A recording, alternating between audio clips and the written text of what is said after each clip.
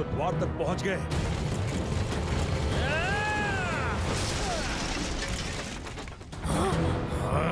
द्वार पर जाकर रोको उन्हें। द्वार के रास्ते अंदर जाने में खतरा है। हम केवल 6 हैं और राजा के अनेकों सिपाही वो आते ही होंगे। हमें बल के साथ बुद्धि का प्रयोग करना होगा। हम दीवार के सहारे किले पर कूच करेंगे। चलो।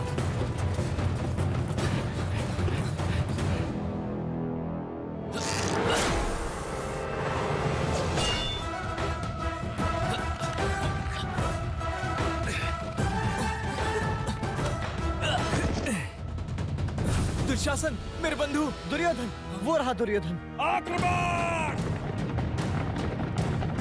आक्रमण!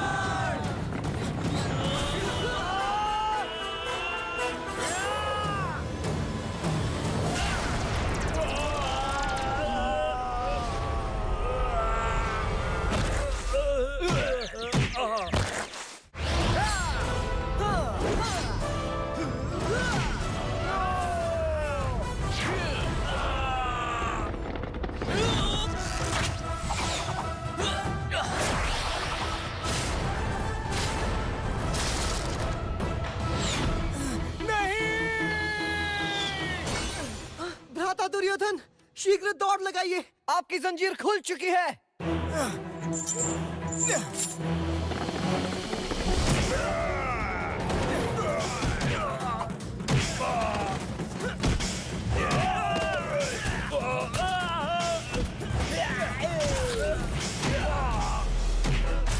भाइयों, हमें शीघ्र से शीघ्र दीवार से नीचे कूदना पड़ेगा। कूदना पड़ेगा? हम नीचे कूदे तो सीधा खाई में गिरेंगे। खाई में गिरे तो मगरों का भोजन बनना तो निश्चित है। भ्राता, आपका कथन बिल्कुल सही है, परंतु हमारे पास और कोई विकल्प शेष नहीं है। हमें मगरों का सामना करना ही पड़ेगा। चिंतित ना हो, हम कहीं भी गिरे तो सुरक्षित निकल सकते हैं। मेरे पास एक युक्ति है।